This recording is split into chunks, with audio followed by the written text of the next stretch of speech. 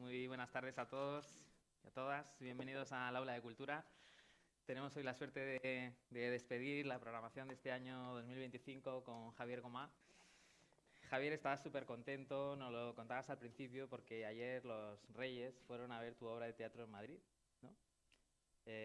No te lo esperabas, ¿no? No me lo esperaba. Estaba yo en casa y alguien me manda un... Estoy muy en contacto con el director. Me he hecho muy amigo del director porque lo que ha ocurrido ha sido bastante rocambolesco. Si quieres, ahora lo comentamos un poco más. Mm.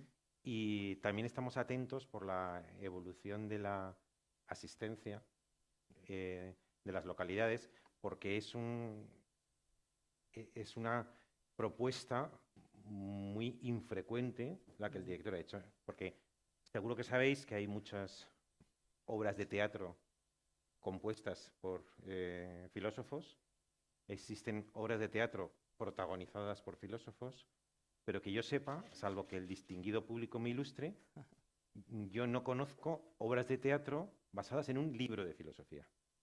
Entonces, muchas veces se habla de directores que son rompedores, directores que son arriesgados, directores que son transgresores, pero qué más innovador y más carismático que hacer una obra de teatro basada en un libro de filosofía. Y eso es lo que ha hecho Luis. Y entonces estamos en contacto permanente. Yo le atribuyo a él todo el mérito y no es falsa modestia, porque no practico la falsa modestia, eh, sino que realmente él escogió el libro, de los 69 ensayos escogió 21, escogió la secuencia, escogió el extracto de cada uno de los microensayos, escogió los actores, el montaje, que es la lenta gestación de un jardín.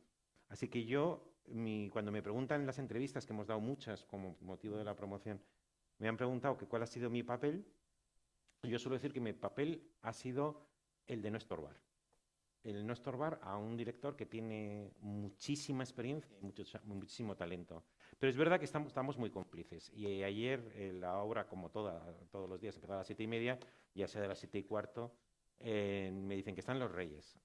Y Luis, que se llama el director, estaba en su casa, dice que dio un bote en el sofá, y no sabía ni qué ponerse ni cómo se hace eso, y fue directamente al teatro. Y resulta que la pareja real compró el ticket ellos en internet, no avisaron, llegaron cuando todavía las puertas no estaban abiertas, se sentaron en fila 4, a mí me mandaron fotos de Strangis y, y luego fueron, al terminar, fueron a hablar con los actores. Decían que todo su empeño era que sus hijas vinieran a verlo, pero que sus hijas venían el 23 y se cierra, la última función es este sábado 20. Y dado que no pueden venir las hijas, pues he pensado que deberían venir aquí a Murcia, las hijas, para que vieran aquí la función si el Teatro de Murcia tuviera bien programarlo. Porque Filosofía Mundana va a estar de gira el año que viene, el Sí, año 2026. Ahora sí. está en Matadero, en Ahora está Madrid. en Matadero y empieza la gira en el teatro, que ahora no me acuerdo cómo se llama, pero que es muy famoso, de Bilbao. Mm. La El Arriaga. Arriaga, el Arriaga de Bilbao. ¿Cuántas veces has visto ya la obra? Pues mira, menos que mi hijo. Yo tengo 4 hijos y tengo un hijo que además se llama como yo, pero que por extrañas razones yo no le llamo con mi nombre. Mm, Tengo un hijo que se llama José, José María, pero que él se llama Tote y todo el mundo le llama Tote. Tengo otro hijo que se llama Alfonso. Y el tercer hijo se llama como yo. Diréis, ¿por fin el tercero como yo? No, se llama como yo porque mi suegro se llama como yo. Y luego la última se llama Casilda. Y a mi hijo tercero, no sé por qué razón del subconsciente, empecé a llamarlo como se llamaba cuando yo hacía la mili en Almería, mi capitán de compañía, que se apellidaba Rufi Lancha. Entonces yo a él le llamo Rufi. Cuando terminé uno de mis últimos libros, que se titula Universal Concreto, que es un libro importante para mí, creo que lo dijimos en la Mm. conversación que tuvimos, Mm. les pregunté a mis hijos cómo querían que les llamara, porque se lo iba a dedicar a mis hijos, porque mis hijos me han hecho un regalo muy grande, que lo suelo plantear así. O sea, una cosa es querer a tus hijos, que querer a tus hijos es muy frecuente. Tú quieres a tus hijos. Pero yo, lo que me pasa con mis hijos es un punto más de querer a mis hijos. Y es que mis hijos me caen bien. que no es lo mismo, pero yo creo que puede ocurrir perfectamente que quieras muchísimo a tus hijos y pienses, es tonto, o está pasando una mala racha. A mí mis hijos me caen muy bien. Y entonces ellos me han dado un regalo muy grande, que es el que os voy a, el que se cuenta en la dedicatoria del libro Universal Concreto. La dedicatoria dice así. Entonces yo le pregunto a mi tercer hijo, ¿cómo quieres que te llame? ¿Javi o Rufi? Se lo pensó y me dijo, Rufi. Entonces he puesto Toté, Alfonso, Rufi y Casilda, que me permitieron ser un padre blando. No me digáis que no es maravilloso tener unos hijos que te permiten ser un padre blando. Entonces yo he tenido el privilegio de ser un padre blando, pero no porque yo sea blando, sino porque es que no había necesidad de no ser blando. Y entonces el tercer hijo ha ido, no sé cuántas veces, pero 8 veces. Yo he ido, yo fui un día a los 2 primeros días del, ¿cómo se dice? De los 2 primeros ensayos, había que fijar el texto. Porque los libretos los ha hecho Luis. Él escogió todo, él cogió incluso los extractos. Entonces yo fui a los 2 primeros días de la lectura, en las que lo leía los actores. Que no era cualquier cosa, porque pensad lo siguiente. Se trata de textos inicialmente pensados para ser leídos. Aun cuando yo defiendo insistentemente que la verdadera prueba de la literatura es superar la oralidad. Lo verdaderamente literario supera la oralidad. Y lo que no es literario, sino que tiene un aire departamental, no supera la oralidad. Y entonces, aunque no los concebí para la escena, yo escribo de manera natural algo que pueda ser no solo leído, sino dicho. Y cuando Luis me dijo que quería hacer filosofía mundana, me sorprendió porque no conozco precedentes, pero no me pareció un disparate. Con todo, él hizo todo el trabajo, hizo 15 libretos. Y como el 12º o el 13º me dijo, oye Javier, he escogido estos 21 microensayos, ¿qué te parece? Y yo le dije, dentro de mi teoría, que yo creo que es lúcida, de no estorbar, porque es el que sabe, le dije, yo que tú no dejaría fuera estos 3. Uno se llama Lo quiero todo, otro era Aprenda al atardecer, y otro me parece que era Belleza sorprendida. Y cogió los 3. Y quitó otros 3. Entonces, cuando fui a los primeros días del ensayo, primero me sorprendió enormemente cómo, por ejemplo, Lo quiero todo. Lo quiero todo es para mí es un himno de guerra. O sea, sí, miradlo, está en internet. Ahora he abierto un blog y he puesto Lo quiero todo. Se titula de otra manera, Discurso de mi vida, pero la leyenda es Lo quiero todo. Y entonces sí que me encantaría que lo leyerais.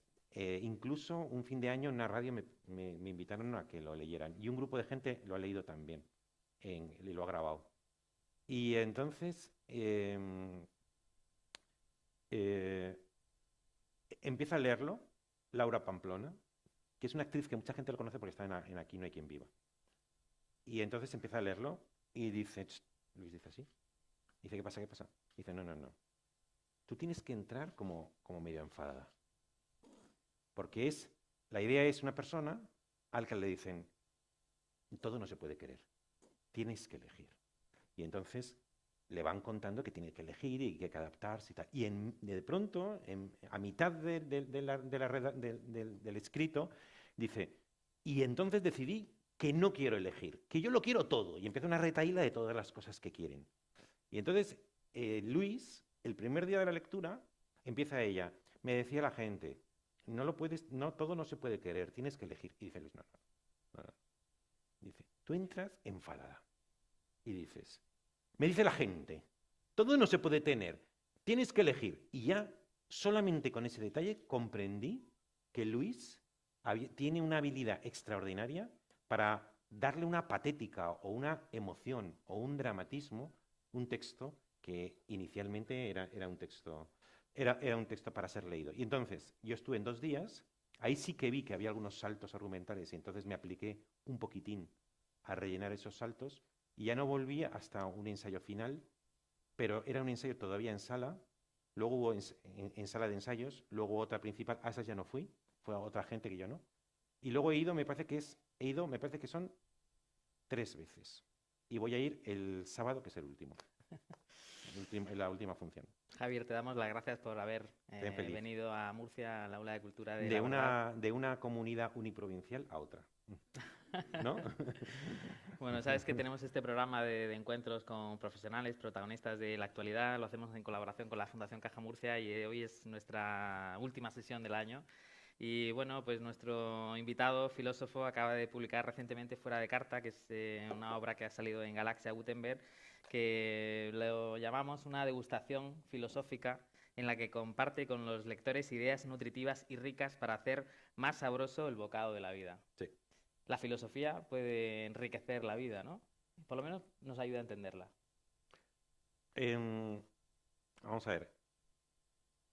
Para eso, para responder a esta pregunta con un poco de fundamento, creo que es conveniente que comparta con todos una idea que tengo sobre qué es filosofía, que explica por qué luego pienso que, en efecto, como tú preguntas, la filosofía puede ayudar a hacer más rico el bocado de la vida. Si por lo que yo entiendo, estoy escribiendo ahora un librito que se llama Introducción a la Filosofía, y esto, que ya lo he derramado en libros anteriores, lo expongo breve pero sistemáticamente en el libro que entrego ahora en febrero. Por lo que yo considero un malentendido, se suele decir que filosofía es aquello que hacen los escritores de filosofía. Y eso yo creo que es filosofía en tercer grado. El segundo grado es la exposición oral de un pensamiento. Un maestro, un profesor, el jefe de una escuela, Platón, sabéis, en la Carta Séptima, decía que todos sus escritos eran pálidas imitaciones del momento en que, según él, centelleaba la verdad, que era la conversación en vivo y en directo. Todo el corpus aristotélico son apuntes que Aristóteles escribía para el momento de la verdad de la filosofía, que era la exposición oral delante de los... Acabó, en uno de los textos, cuenta, de Fuera de Carta, cuál ha sido mi impresión después de la lectura demorada de la obra completa durante 2 años, primero de Platón, durante 1 año y medio, y 2 años en Aristóteles, en un Zoom que llevo desde el 2020. Y una de las cosas que te extraña es la prosa de Aristóteles. La prosa de Aristóteles es muy rara. Es evidente que tiene algo auxiliar, ancilar o subordinado al momento de la verdad, que es la oralidad. Y podría poner muchos más ejemplos. Plotino, que es un grandísimo filósofo del siglo II-III, todas sus lecciones eran orales, hasta que su discípulo Porfirio, no sé si viene ahí lo de porfiar, pero le insistió una y otra vez en que tenía que poner por escrito, y entonces escribió las famosas Eneadas. Las famosas disputaciones de la Edad Media eran disputaciones orales, delante de un maestro, y luego se pasaban por escrito. Pero se nos ha olvidado hasta qué punto el momento de la verdad es ese momento de transmisión personal, en vivo y en directo, del conocimiento. Vivimos una época tan literaria, a partir del siglo XIX sobre todo, que lo literario, que tantas ventajas tiene el inconveniente de que rompe la unidad de acto.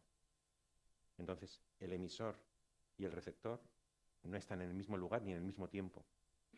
Y pierdes la inmediatez en la transmisión del conocimiento. Entonces tú escribes una cosa y hay muchos mediadores de espacio, mediadores de tiempo y mediadores empresariales, porque puede haber desde un editor hasta un distribuidor o hasta una tienda. Y eso hace que el acto de transmisión de la verdad sea claramente distinto.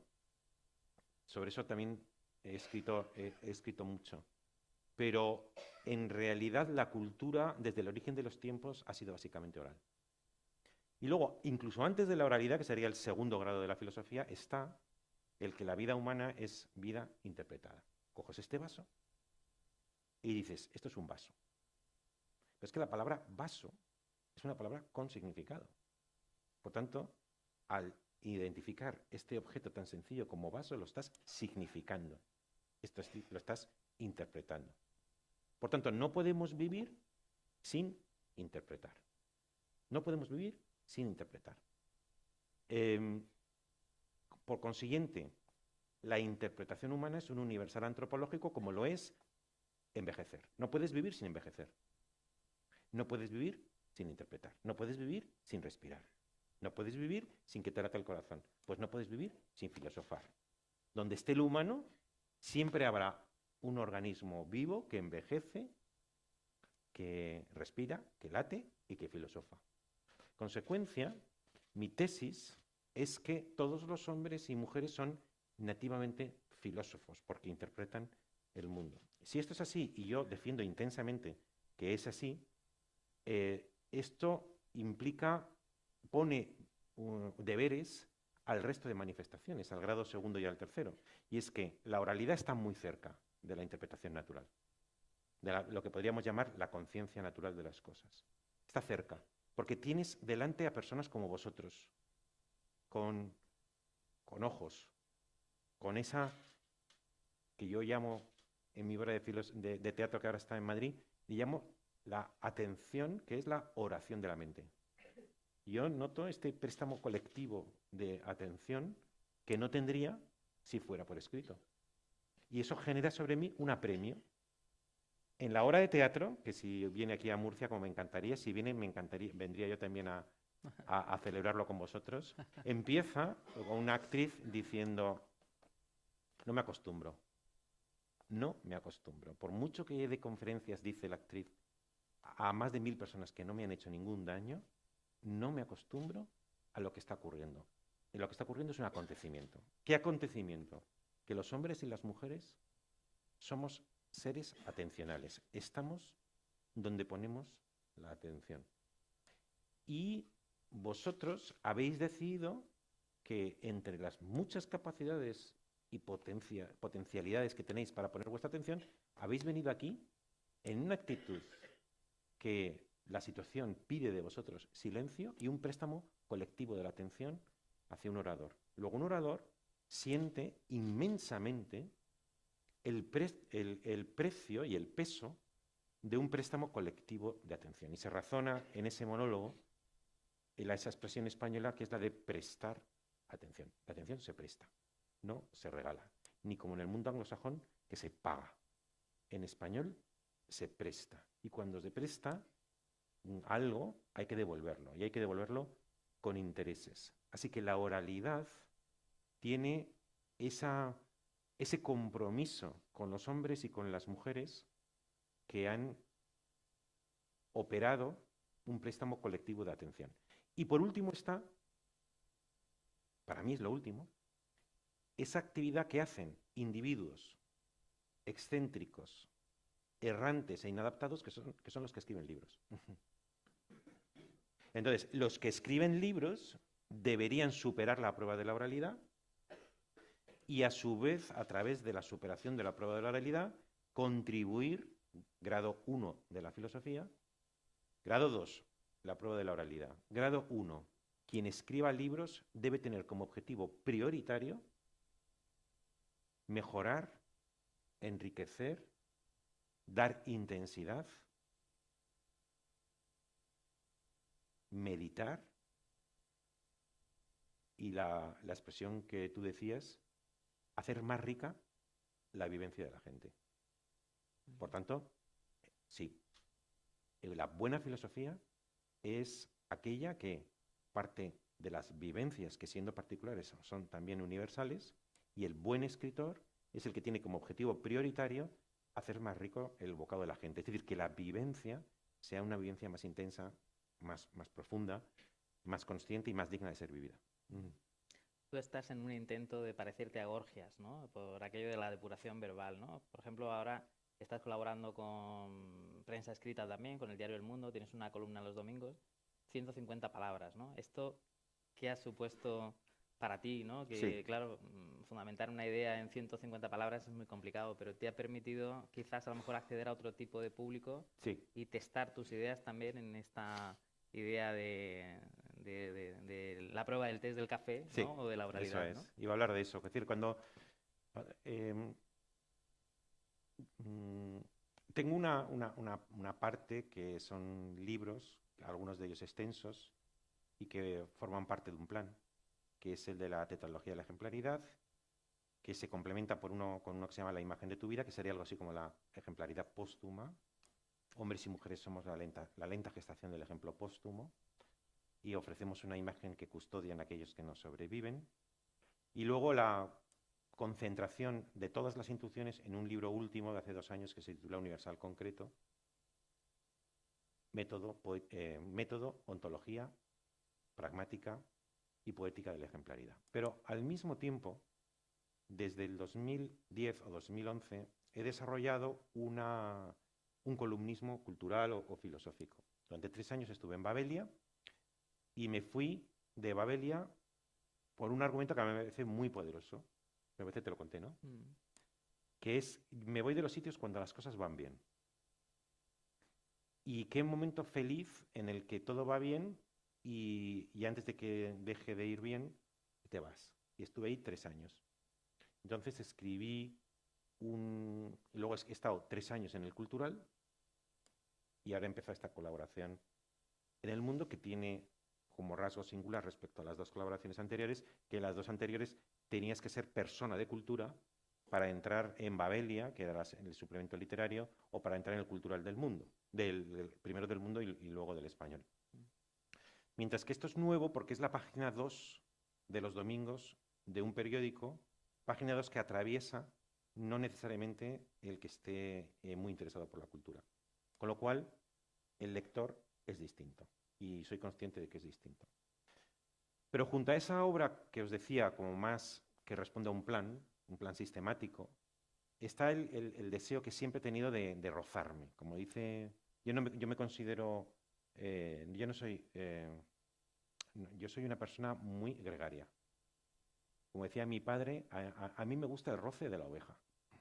Y incluso teniendo 4 hijos, pensáis que le pedía a mis hijos que dejaran la casa para yo poder escribir. Ocurría lo contrario, y es que cuando mis hijos se iban, por las razones que sean, yo me quedaba mohino.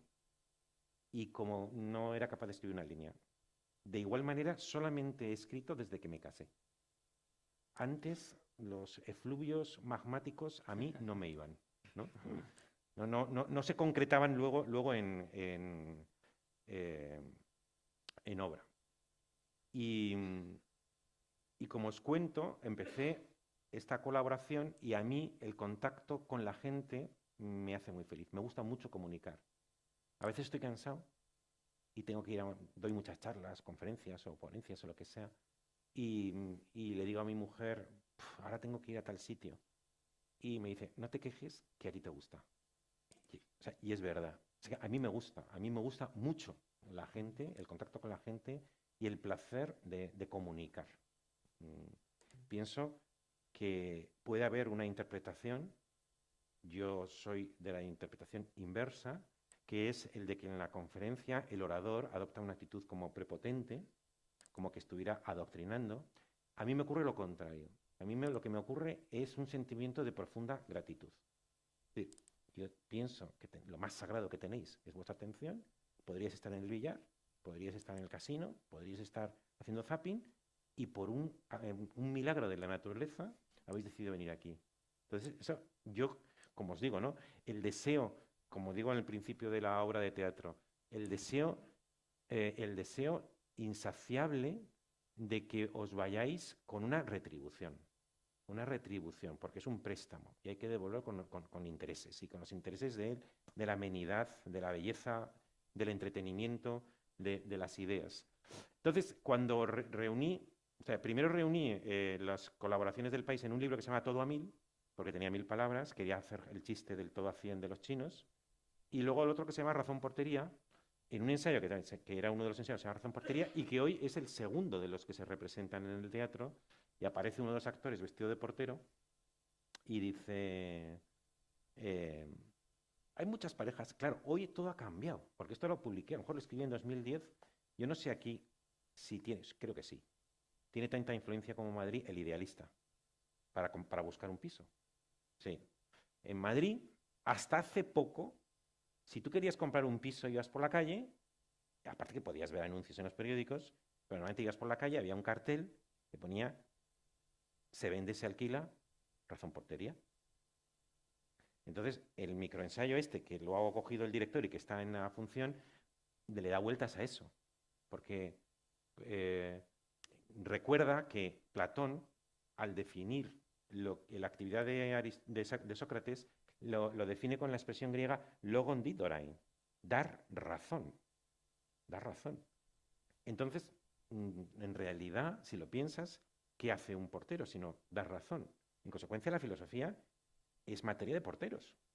Y si dices, ¿qué pasaría si vas por la calle y en vez de se vende, se alquila la razón portería, tú vas por la calle y hay un cartel que pone, se vive, se sufre, se envejece, se busca el sentido,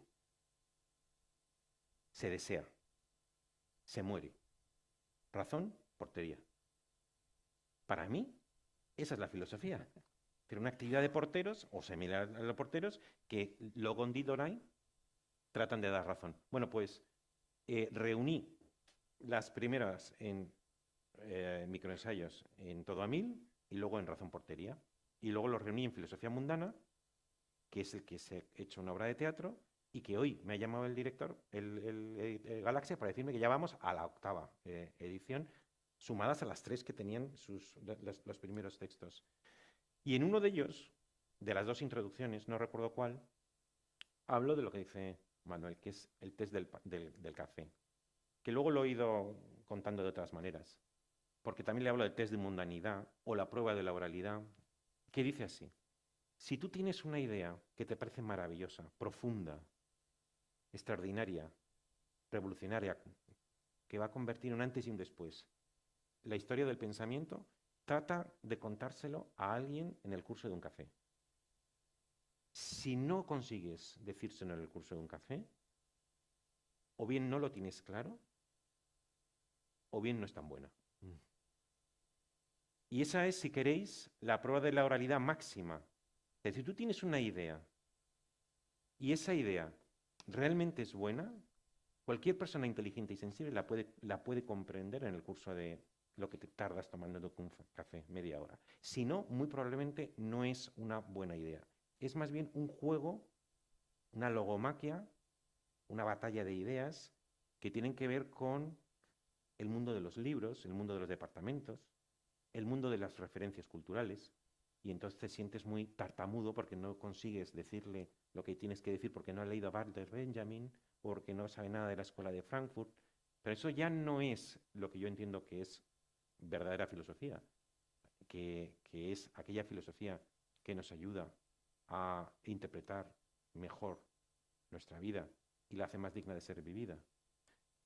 Sino que yo ya a eso le llamo en todo caso investigación, conocimiento, que bienvenido sea, lo aplaudo, pero es distinto. Javier, en tu formación tiene tanta importancia o tanto peso la filosofía como el derecho, ¿no? Tú eres doctor en filosofía, pero hiciste filología clásica, derecho, y además en 1993 ganaste las oposiciones del Cuerpo de Letrados del Consejo de Estado con el número 1 de tu promoción. Sí, pero no es por quitarme méritos, no soy de los que se quitan méritos. Hay una y además me encantaría que lo vierais, también está en internet. Yo tengo uno de los microensayos que ha elegido Luis, se titula La vanidad literaria. Es súper divertido, como lo hace el actor. Pero mi tesis, que está ahí, esto es un pequeño excursus sobre la vanidad, es que los científicos que son vanidosos son tontos y los escritores obligatoriamente son vanidosos. Y no pueden dejar de serlos. Y lo explico. Es decir, la verdad literaria no se soportan pruebas, tampoco la filosófica. Yo opino que la filosofía es literatura, pero esto no sé si no vendrá después.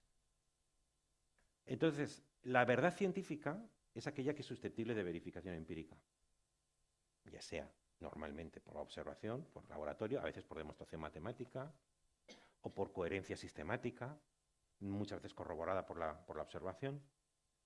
Entonces, un científico maduro, mayor de edad, expone una teoría y si se verifica, pues ya está. Ya sabéis que la ciencia tiene por principio que se considera científico aquello que dices, si se repiten las condiciones para que algo pueda ser verificado, en cualquier lugar del mundo y en cualquier época se tendrá que verificar. Siempre la manzana se va a caer. Y por tanto, la ley de la gravedad, de acuerdo con el enunciado de Newton, se verifica siempre cuando las condiciones son las mismas. Y yo digo, ¿y quién ha verificado a Platón? Nadie. ¿Quién ha verificado a Descartes, o a Tolstoy, o a Shakespeare? Nadie. Luego, la literatura, ¿cómo sabemos dónde está la verdad de la literatura? La verdad de la ciencia la tenemos clarísima, pero la verdad de la literatura, ¿dónde está? A ver, decídmelo.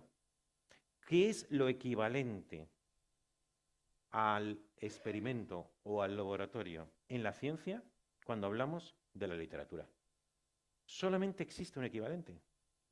Lo equivalente al laboratorio o al experimento en la ciencia, cuando saltamos al ámbito de la literatura, es el consenso.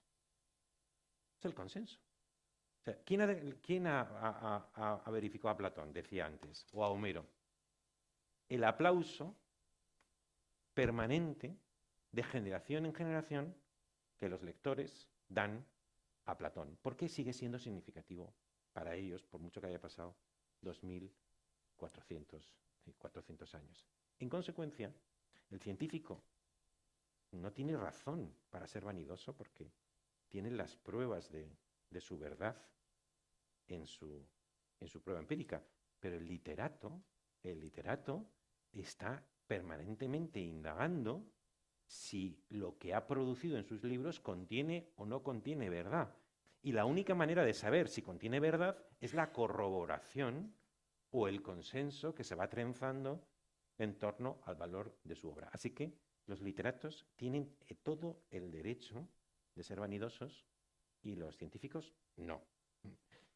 Y entonces, todo eso para deciros que no tengo ningún motivo para no ser vanidoso. Y yo hice filología clásica, que es mi primera carrera. Y mi padre era notario. Y me decía, Javi, tú estudia lo que te dé la gana. Lo único que te pido es que lo estudies bien. Mi padre era de los que decían, si eres bueno en algo, lo que sea. Además me acuerdo que un día puso en el ejemplo, si sabes mucho del Everest, si eres el que más sabes del Everest de España, te vas a ganar la vida. En consecuencia, haz lo que quieras, pero hazlo bien. Y yo seguí a rajatabla lo primero, pero muy mal lo segundo. Es decir, hice lo que me dio la gana, pero encima lo hice mal. Fui bastante mediocre. Sí, leía muchísimo, pero era incapaz de tener la madurez personal e intelectual para convertir eso en asignaturas. Aparte que yo hice filología pensando que era una carrera de letras y la que yo hice en la Complutense en los años 80 era una carrera de ciencias. La filología era una carrera de ciencias. No tenía nada que ver con el mundo de la literatura. Total, que yo terminé no terminé, hice quinto, no logré terminar quinto, me pasé un año con 2 o 3 asignaturas pendientes, preparando una supuesta tesis doctoral. Mi padre no entendía nada. Tengo 2 hermanos mayores, también notarios. El aislamiento y el cuestionamiento de mi persona era muy grande en el contexto familiar. Y entonces, ya teniendo, me parece que era a punto de 24 años, decidí, por unas razones que explico en un libro que es el de los míos, el favorito de la gente literaria, que se titula Aquiles en el gineceo o Aprender a ser mortal. Ahí, de una manera generalizada, explico el cambio del estadio estético al estadio ético. El estadio estético es la infancia y la adolescencia, en las que hombres y mujeres podemos vivir, por decirlo así, en una ociosidad subvencionada por los padres, subvencionada por el Estado, y no tienes otro destino en la vida que autopertenecerte. Y luego llega más o menos la tercera década de la vida, hoy esto se está retrasando, en la que tienes que emprender una doble especialización. La especialización del oficio, de tantas cosas como puedes hacer. Escoges una con la que te ganas la vida, y la especialización del corazón, de tantas personas como existen en el mundo, suele escoger una con la que fundas una casa. En todas las combinaciones que queráis, que ahora no me meto. Y yo me encontré en esa situación. Entonces, viví con especial intensidad y conciencia el paso del estadio estético al estadio ético. Y lo cierto es que hice una cosa que hoy parece una proeza, pero que tal como lo viví no lo fue tanto. Y es que yo hice, en la Complutense también, un año primero y segundo, otro año hice tercero y cuarto, y otro año hice quinto y la oposición. Siendo que es una oposición muy complicada porque tiene el doble de temas que abogado del Estado. El doble de temas y también tiene una oposición muy prestigiosa. Y entonces en 3 años, de ser un tipo errático y desplazado, a de repente un hombre con una posición en el mundo, porque era número 1 de la posición del Consejo de Estado. Y con 24 una cosa, y con 27 me había convertido en una persona aparentemente respetable. Y luego encima, pues me casé, tuve hijos, luego entré en la fundación y empezaron a salir los libros. Pero fijaos, no sé si hay alguien aquí que haya estudiado Derecho o le suene el Derecho, pero os voy a contar una anécdota que me pasó el primer verano. Y había estudiado Filología Clásica y mi padre me dijo... Mi padre era muy aficionado al Derecho romano. Mi padre era un hombre muy inteligente y muy intelectual. Cuando a veces me preguntan, como he escrito tanto sobre la imitación y sobre los modelos, muchas veces me preguntan, bueno, ¿y usted, que ha escrito tanto sobre los modelos, quién ha sido su modelo? Para que diga, pues, un hombre, una mujer.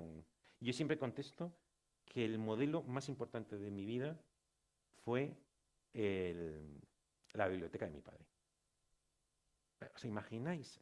Trasladaros al año 80. En Madrid solamente había una gran librería que se llama Missner. No sé si conocisteis la librería Missner. Y entonces, imaginad una persona presa de la ansiedad absoluta, como era yo. Eso tiene que ver con la vocación, que sí que eso lo hablamos tú y yo, me parece, ¿no? 15 años, ¿no? 15 años, sí. Yo tuve una vocación muy intensa y entonces yo siempre he pensado que los libros no son importantes. Lo único que me importa es el libro de la vida, suelo decir, ¿eh? El único libro que me importa es el libro de la vida. Pero es cierto que la conversación con gente te ilumina mucho el libro de la vida. El libro de la vida. Entonces, he sido un lector voraz. Pero como decía mi padre, tú lees mucho, pero lees mal. Y es verdad, yo siempre he leído mal. Porque tengo una actitud rapiñadora con los libros. O sea, trato de buscar lo que me interesa para los libros. No como él que decía, yo leo por placer, me decía él. Y tenía razón. Él leía por placer. Y yo no. Yo iba a saquear. Y cuando a lo mejor tenía 22 años, con una ansiedad, con sudor, porque me había terminado un libro, y 2, 3 de la madrugada me termino el libro. Ese libro me dice que lo voy a encontrar todo, que el mundo está en vilo, pero a la espera de que encuentre este otro. Este libro me ha llevado a este otro. Necesito leer este libro. Imaginaos, he terminado de leer José y sus hermanos de Thomas Mann, y este me lleva a Jung, y este me lleva a Mircea Eliade. ¿Qué pasó? Y termino José y sus hermanos, he comprendido por algún motivo que eso tengo que leer a Jung, estoy en trance, dejo el libro de Jesús y sus hermanos a las 2:30 de la madrugada, levantándome a las 7 para luego ir al colegio o lo que sea. Y digo, ¿cómo encuentro yo ahora el libro de Jung? Miro en la biblioteca de mi padre y está el libro de Jung. Claro, es que tendrías que ir a bibliotecas, no es como ahora que vas a ir a ver libros y te encuentras los libros. Tendrías que ir a Missner, te dicen, pues voy a pedirlo, es además una editorial sudamericana, vendrá en junio. No. Y luego ese me llevaba Eliade, estaba Eliade. Entonces, yo no tengo palabras para definir lo que representó la biblioteca de mi padre. Bueno, pues mi padre también tenía libros de cuando murió, me legó a mí, a mis hermanos, los derechos de sus libros jurídicos, a mí la biblioteca. Y entonces, en ese verano en que yo no había terminado, porque no había terminado, iba a hacer la transición entre clásicas y primero y segundo derecho, me dio a leer 2 libros uno de Franceschi y otro de Rudolf Sohm, de Historia del Derecho Romano. Yo no sabía nada de Derecho Romano. Y si hay alguien que sepa Derecho, comprenderá la magnitud de mi torpeza con lo que voy a decir ahora. Y es que estaba leyendo y analizando la historia del derecho romano. Y entonces empezó con, como es normal, empezó con la monarquía. Y luego era la república. Y luego era el imperio. Entonces en la monarquía se hablaban de las diferentes obligaciones, de los derechos reales y tal, y yo eso lo entendía. Y llega la república y empieza a hablar de los derechos reales. Y digo, pero, papá, ¿cómo puede hablar de los derechos reales en la república? Y es que en derecho, derechos reales no tienen nada que ver con el rey, sino que los derechos reales tienen que ver con la propiedad, con el usufructo, con las servidumbres. Es decir, es algo que a quien sepa derecho... ¿Hay alguien de aquí que haya estudiado derecho? No, aquí no, no estáis. Ahí hay uno. ¿Verdad que derechos reales no significa, no tiene nada que ver con los derechos del rey? Es como, hay derechos reales, derechos de obligaciones, derechos personales. O sea, el grado de ignorancia, o sea, le entró un ataque de risa por poder hacerse una idea de la magnitud de mi ignorancia cuando empezaba derecho. Pero el caso es que fue todo muy bien.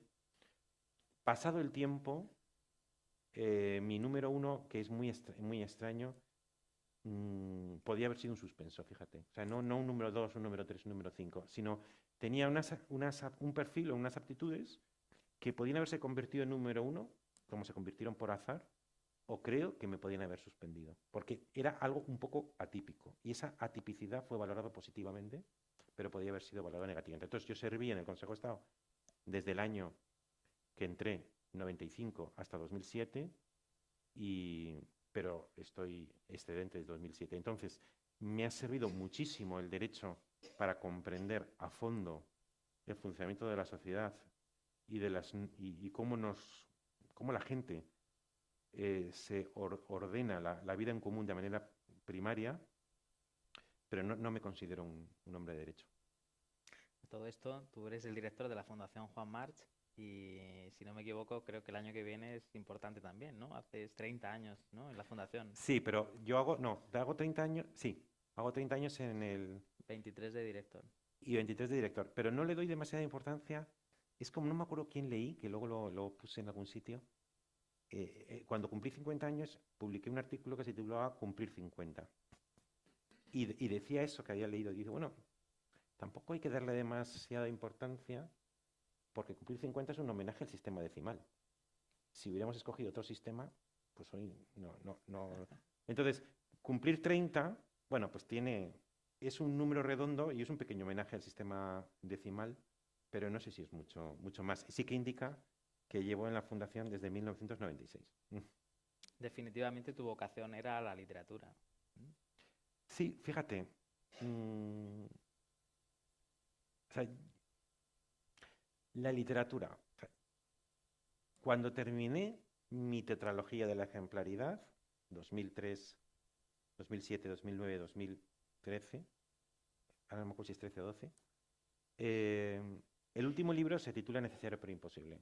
Entonces, me esforcé mucho en hacer ese libro y cuando lo terminé yo era consciente de que no solamente terminaba ese libro, sino que terminaba esa visión de conjunto. Y entonces sentí que era necesario, por lo menos era necesario para mí, explicar un fenómeno muy extraño que todo el mundo invoca y nadie define, que era el fenómeno de la vocación.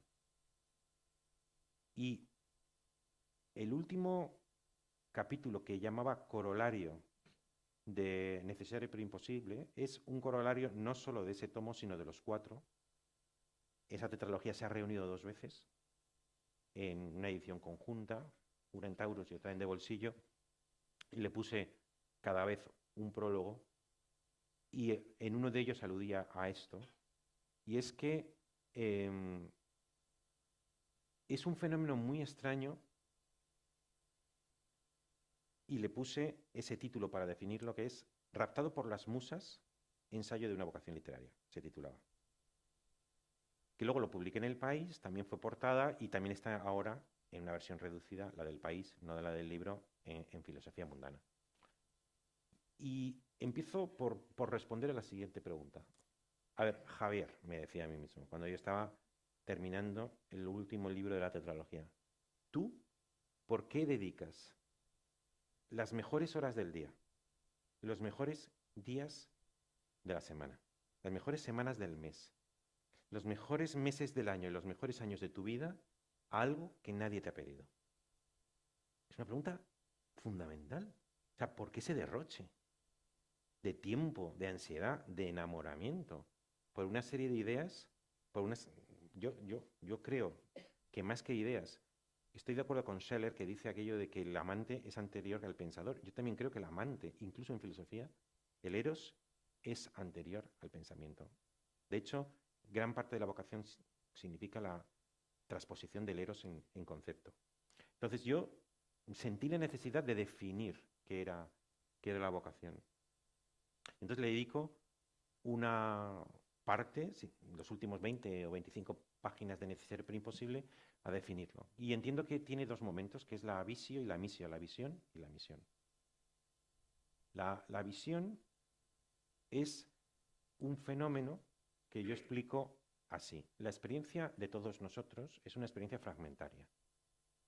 Si utilizamos como alegoría de la vida, de la experiencia nuestra, todos vivimos a tientas en un escenario medio en penumbra. Y en ese escenario medio en penumbra, si utilizamos la alegoría del puzzle, están puestas de las 50 piezas 15. Y a veces, al ver esas 15, crees adivinar la foto entera del puzzle. Crees adivinar. Pero la experiencia básicamente es una experiencia fragmentaria, dispersa, la que todos tenemos. Si os preguntáis cuál es el sentido de todo esto, no podéis dar una fórmula como la fórmula de la Coca-Cola, ni como la de la gravedad. No podemos. Porque antes decía yo que la vida humana es vida interpretada. Pero en el libro que estoy escribiendo ahora digo, vida humana es vida interpretada, pero la segunda cosa es que todos tenemos la sensación de vivir algo que es más grande que nosotros mismos. Nosotros participamos o estamos atravesados de una especie de inmensidad. La vida humana es una vida de dignidad infinita y de indignidad de destino. Y eso hace de nosotros seres dilemáticos, seres con dilema. ¿Por qué? Porque somos como ángeles en cuanto a conciencia, como polillas en cuanto a nuestro destino. Pues vivimos en una especie de conflicto con nosotros mismos. Por tanto, vida humana es vida interpretada, pero también es vida problemática. Somos gente que tenemos una interpretación natural, pero estamos ávidos de una explicación mejor. Vamos a tientas en una habitación oscura, nos tropezamos con los muebles, de repente encendemos la luz, nada ha cambiado, los muebles están ahí, pero todo cobra sentido. Un sentido parcial, que te permite orientarte, sin golpearte con los muebles. Que eso sería la filosofía. Bueno, ¿qué es la vocación? La vocación es completar el puzzle a través de la imaginación. Determinada gente de pronto ve la foto entera del puzzle completando con la imaginación las 35 piezas que faltan. Y de pronto ves, era un molino, era un río, era una foto de familia, lo ves. Y yo lo vi a partir de los 15 años, borroso, ansioso por darle forma. Pero yo lo vi. Y cuando lo ves, te entra una ansiedad extraordinaria por objetivar esa visión, por darle una realidad externa a ti mismo, para ponerla a disposición de ti mismo, dándole forma, conceptualizando, verbalizando y a los demás. Bueno, para mí, ese doble momento de la vocación, la visión y la misión, es universal de todo creador. Entonces, elegir el género en el que uno se expresa, hasta cierto punto es una cuestión de estrategia comunicativa, de cómo te quieres comunicar. De manera que si tú eliges para expresar esa visión una piedra y la moldeas, eres escultor. Si utilizas un lienzo sobre el que pintas, eres pintor. Si utilizas un papel pautado, una notación musical, eres músico. Y si escoges, porque te parece que con esa estrategia esa visión se transmite mejor, si escoges juntar palabras y crear textos, eres escritor. ¿Con esto qué quiero decir, respondiendo a Manuel, con este rodeo? Que para mí lo importante es la visión. Y luego, la visión lleva siempre la ansiedad por la misión, por objetivar, dar forma, darle un soporte material que la haga disponible a los demás. En cambio, ¿qué género? Si es música, si es escultura, si es pintura o si es literatura, tiene algo de estrategia comunicativa. Y ya dentro de lo literario, si es novela o si es poesía o si es ensayo, también es todavía más una estrategia comunicativa. Entonces, la vocación literaria yo sí la he sentido, pero lo literario es lo adjetivo y la vocación es lo sustantivo. Tú eres un tipo con un gran sentido del humor. Y Y no te he contestado las 150 palabras, pero eso lo hago después. Vale. El sentido del humor. Con un gran sentido del humor, estabas muy preocupado estos días, ¿no? Por el progreso también de la moral, ¿no? Y los límites al por humor. por lo de Sí, ayer. sí, ¿no? sí. Sí, eso es. Sí. Tú has detectado que tienes una teoría, que hay un progreso también en la moral y que esto está afectando también Sí. al humor, ¿no? Sí. ¿Por qué ya no nos reímos de todo? Vamos a ver, primero una pequeñísima reflexión sobre el humor y luego sobre los límites del humor y luego el humor sin límites. Podemos hacer esas tres, pero que no se me olvide lo de las 150 palabras, Vale. que ya veis que yo voy saltando de un tema a otro. He escrito sobre el humor, en Filosofía Mundana está un artículo que se titula Teoría del aguafiestas. Y ahí digo que, y en el libro, que no estamos hablando de fuera de carta, hay un libro que se llama Peso Ideal, un artículo que se llama Peso Ideal, que creo que es uno de los más bonitos. Va de lo siguiente. Al final del día estamos cansados. Al final de la vida, en los últimos, digamos, la edad tardía, estamos cansados. Por tanto, el arte de vivir es decidir con quién y con qué te quieres cansar. El arte de vivir es escoger tu peso ideal. Y de hecho el artículo se te llama así, peso ideal. Vivir tiene una cierta... Tienes que soportar un peso. Vivir es un gravamen, es una belleza, pero la prueba de que es un peso es que acabas cansado al final del día o al final de la vida. Por tanto, la vida, y esa es una expresión que etimológicamente corrobora lo que estoy diciendo, tiene algo de pesadumbre, porque pesa. Y tenemos que encontrar momentos de alivio de ese peso. Y el enamoramiento es un alivio. El éxtasis religioso es un alivio. El vino es un alivio. El dormir profundamente es un alivio. Y a eso le podríamos llamar, que lo llamaba así en otro ensayito, vacaciones de realidad. Necesitamos periódicamente vacaciones de la realidad, porque la realidad es demasiado seria.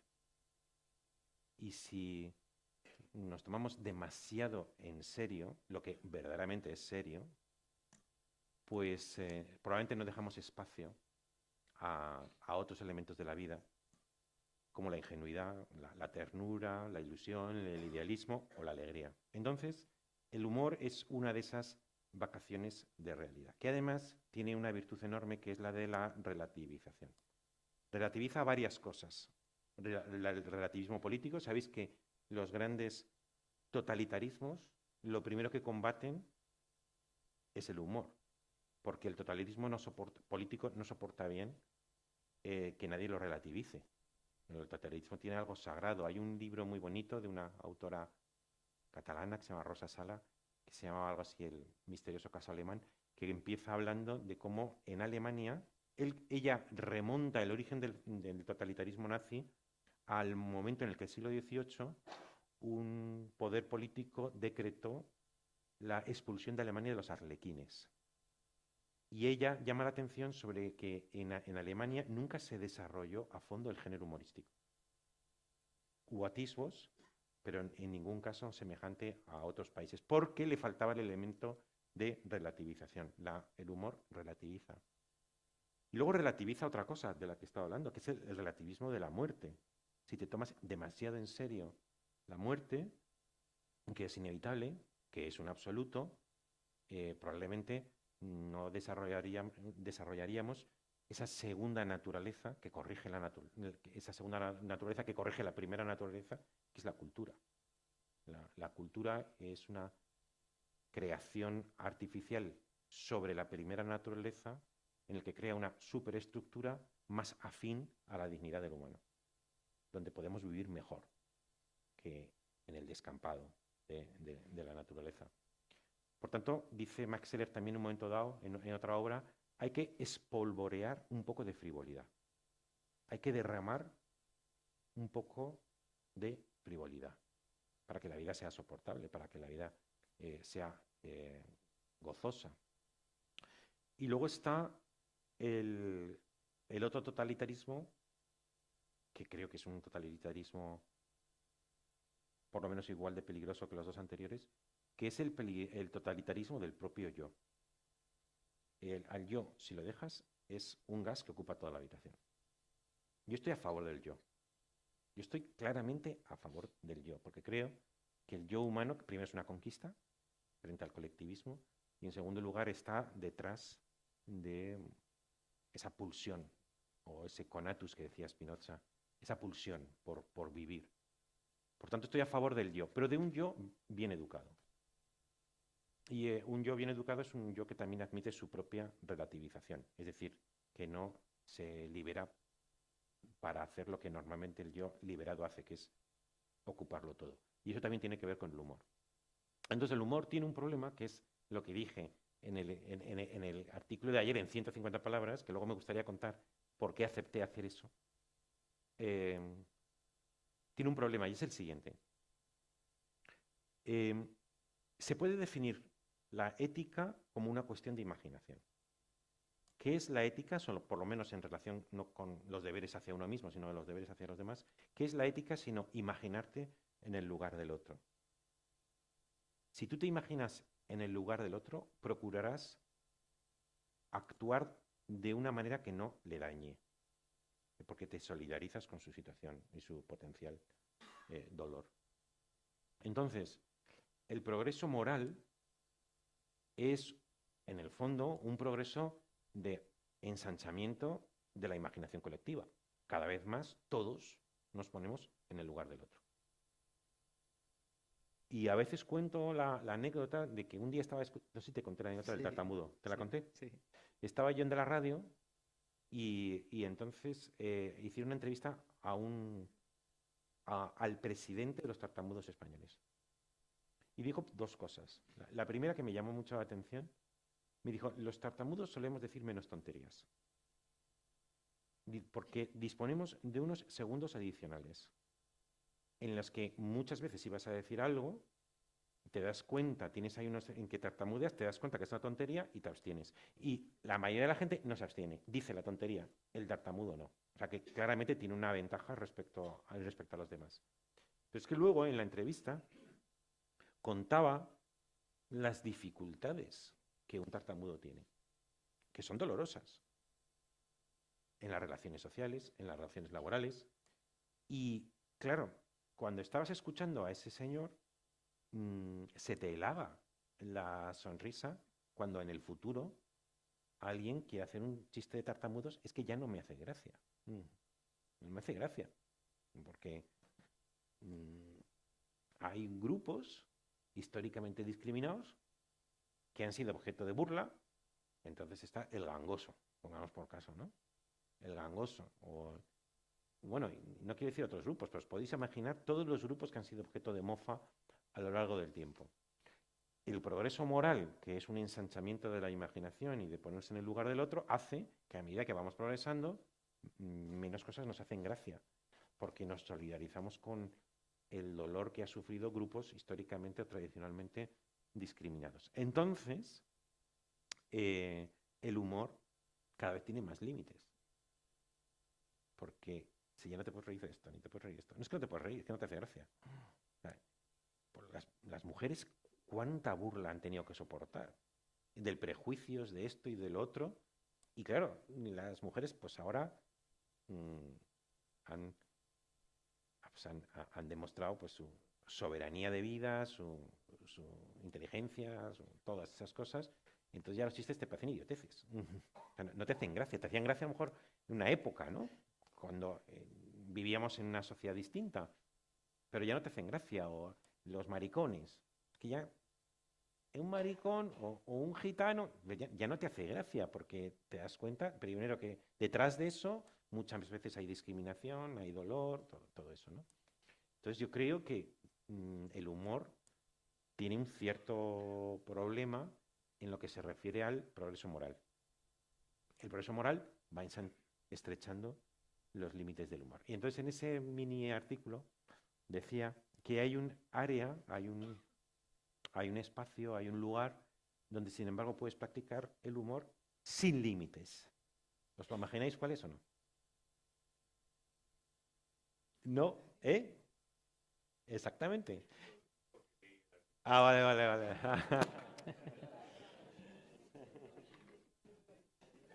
Yo no sé qué he hecho.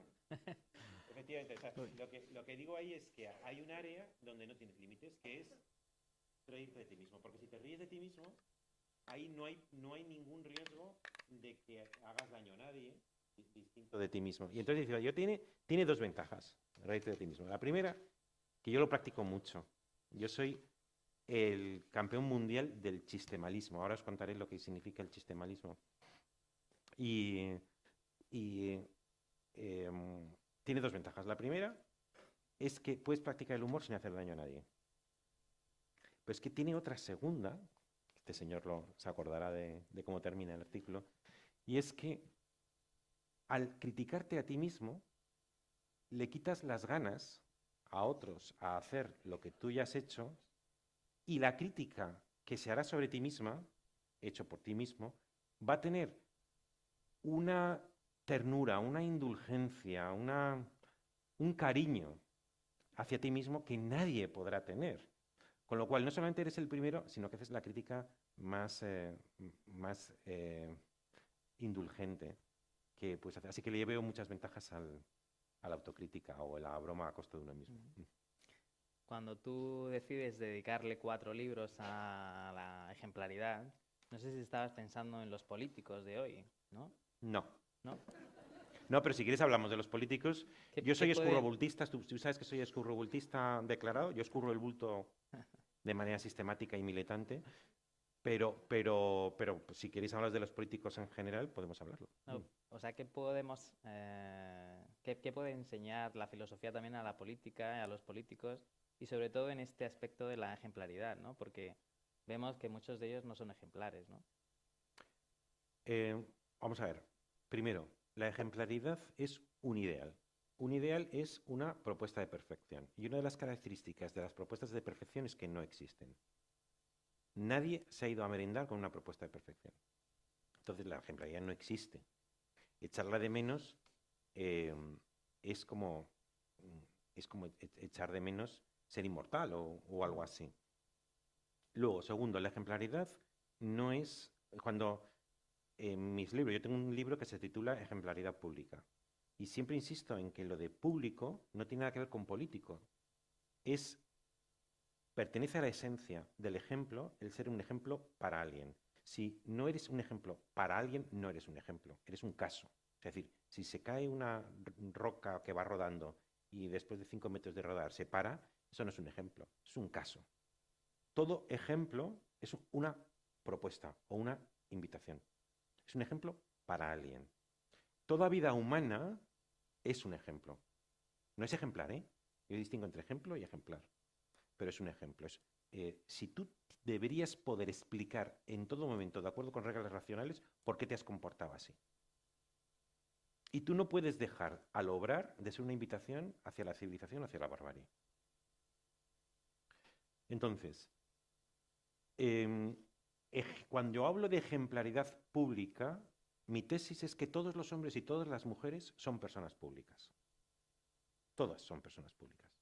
Desde luego, ni los políticos ni las autoridades. Todos somos personas públicas porque todos somos ejemplos. Y todos los ejemplos son públicos. Y son públicos porque son ejemplos para alguien, para otro. Todos somos ejemplos y todos somos personas públicas. En la medida en que todos vivimos en una red de influencias mutuas, yo soy ejemplo para ti, tú eres ejemplo para mí, nace una conciencia de la responsabilidad de mi ejemplo.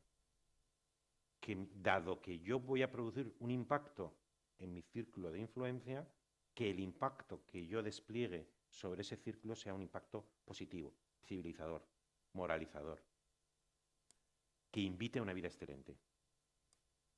Entonces, este principio que es inherente a toda persona pública, a todo ejemplo, es universal. Involucra, concierne a todas las personas. En consecuencia, cuando hablamos de ejemplaridad pública, no hablamos de los políticos, y en mi libro, Ejemplaridad Pública, de los 20 capítulos que tiene, solo el último habla de los políticos y de la Casa Real. Solo el último, de los 20 que tiene. Me parece que son 20. ¿Por qué? Porque en mi opinión, los políticos no tienen un novum, no tienen una responsabilidad nueva o distinta, sino tienen un plus, que no es lo mismo. Tienen una responsabilidad acentuada, la misma responsabilidad que todos, pero más intensa. La responsabilidad de su ejemplo. Es cierto que al ocupar determinadas posiciones que son, por la atención que la sociedad les presta a esos puestos, fuente de moralidad, la responsabilidad de ejemplo que tiene un político no es distinta de la tuya o de la mía, pero sí es más intensa porque su círculo de influencia es mayor. Su capacidad de ser una fuente de moralidad en la sociedad es mayor. Entonces, la política para mí es, desde el punto de vista de la ejemplaridad pública, un caso más de una teoría general de responsabilidad del ejemplo.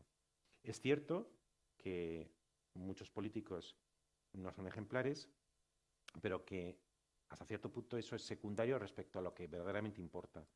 Y es que la ejemplaridad esté viva en la conciencia de la gente. Y está vivísima.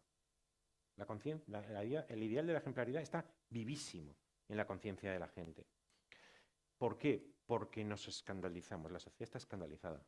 Y el escándalo solo puede nacer de un contraste insoportable entre una realidad que uno observa y la conciencia, el ideal de la ejemplaridad que está en la conciencia. Y cuando ese contraste es muy grande, entonces uno se enfada o se indigna y dice que los políticos son antiejemplares o vulgares o lo que sea. A mí me gusta distinguir entre el ser crítico y el ser criticón. Yo creo que la sociedad muchas veces es criticona, pero no crítica. ¿Cuál es la diferencia? Criticón es el que afea el comportamiento de la gente, pero no tiene en su conciencia vivo un ideal. Simplemente se dedica a criticar. Eso es un criticón. ¿Y qué es un crítico? Una persona que desarrolla su denuncia y aspira a una perfección, un perfeccionamiento de la sociedad en la que vive, porque tiene en su conciencia muy vivo el ideal de la ejemplaridad. Por tanto, no se dedica solo a denunciar los defectos, sino que señala un camino, que es el ideal de la ejemplaridad. Pero yo soy antimoralista. Y además pienso que uno de los artículos de Fuera de Carta va de hasta qué punto yo considero que moralizar es lo que hace la gente cuando no tiene ideas. Es una forma de vulgarización. Cuando no sabes qué decir, moralizas. Es tan fácil decir que los políticos son vulgares, que la universidad es un asco, que la juventud está perdida, que lo que tenemos que hacer es esto y lo otro. Esa simplificación que es la moralización, en el que además normalmente conlleva la condena de los demás y más o menos, aunque sea indirectamente, la autorreivindicación, me parece una expresión suprema de vulgaridad moral. Eso no quiere decir que no haya que criticar, pero hay que criticar con una conciencia de un ideal, creo yo. En esta sociedad de la abundancia y también de la escasez, ¿qué papel tiene la ética? Sí, esa es otra. Mm. Esa es otra de los. Esa fue el anterior. No sé si ya contar, contar porque este es el anterior, ¿no? El de discernimiento. Mm. Si os apetece, cuento una palabra de la columna esta que he iniciado y no sé si os parece bien que cuente un momentito lo de la columna. Estuve 3 años en Babelia y luego 3 años en el Cultural. Entonces, la colaboración de Babelia terminó con un artículo que se titulaba Gracias. Y que también, curiosamente, ha escogido el director de teatro y está ese artículo, un extracto de ese artículo sobre el significado de dar las gracias. Y cuando me fui del Cultural el diciembre pasado, justo hace un año, escribí otro que se llama Brindis. Y que razonaba y trataba de extraer razonamientos sobre el qué es brindar, ¿no? ¿Qué hacemos cuando brindamos? Entonces me fui con la misma explicación de que iba todo muy bien y que por eso me iba. Y entonces pues medios, como fue público que me iba, pues indagaron, ¿no? Si estaba dispuesto a alguna colaboración. Y yo no estaba en principio dispuesto porque no me iba para hacer lo mismo en otro sitio, sino que me iba más bien para rumiar un poco, ¿no? Las cosas que quería, para sentir antes de escribir. Aquello de que primero el amante y luego es el pensador, ¿no? Pues dejar un poco que corriera el discurso de la vida. Es que a mí me encanta la expresión discurso de la vida, que está también en el en Fuera de Carta, y que es como titulado mi blog, porque fijaos, discurso de la vida significan las dos cosas: que la vida discurre, como el fluir de un caudal de un agua, pero al mismo tiempo que tiene discurso. Es decir, que haces concepto. Entonces, el discurso de una vida, o el discurso de mi vida, con ese sintagma, aciertas a connotar algo tan fluido como la corriente de un río y algo tan estático como es un discurso conceptual. Entonces, yo tenía ganas de que discurriese un poco el caudal del río, un poco antes de ponerme a escribir otra vez. Además que estaba escribiendo libros y cosas así, ¿no? Pero entonces me llamó la subdirectora del Mundo, de parte del director, abriéndome las puertas y diciendo: mira, tú escribe, ¿qué te apetecería? ¿O cómo lo harías? Y es que no me veo. Pues di lo que quieras. Y entonces yo me acordé no sé si alguien se acuerda de las famosas, que entonces eran famosas, troneras de gala, que eran articulitos cortos, y yo dije, yo de escribir algo escribiría una tronera. Pues espérate, ¿cuántas palabras? 400. Y entonces, por homenaje al sistema decimal, porque no lo había pensado, dije a bote pronto 150. ¿Pero no pueden ser 300? No. ¿Puede ser 200? No. 150. Porque el País tenía 1000, el Cultural tenía 630. Y yo quería hacer algo distinto. Espera, que lo voy a consultar. Entonces lo consultó, había consultado con el director, me dijo, sí. ¿Y cuántos días a la semana? Digo, no, yo solamente me veo un día a la semana. Espérate, que lo voy a consultar. Consulta, tal, de que sí. Y luego alguien me dijo, que a mí me gustó muchísimo, un periodista que se llama Antonio Lucas, del Mundo, me dijo, y pide que en el papel la letra sea más grande.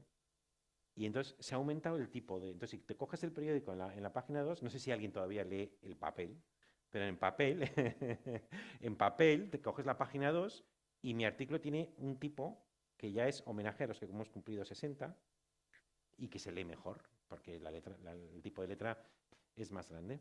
Entonces empezó esto en abril. ¿Perdón? 60, sí.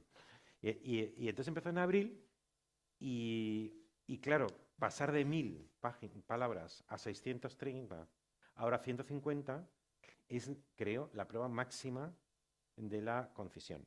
De hecho, escribí hace no mucho uno que se llama breverías, que significa escribir en breve. Y a mí me parece que tiene muchas ventajas. Empezaba citando una carta que escribió Pascal, que le decía, me parece que era su hermana, perdóname porque no he tenido tiempo de escribirte más corto, decía. Perdóname porque no he tenido tiempo de escribirte más corto. que es una frase muy, muy sutil, porque lo que quería decir era que escribir corto es una cortesía hacia el que lo va a leer, porque si no va en desdoro del contenido ni de la claridad, es aquello de que tú te tomas tu tiempo para ahorrar el suyo al lector.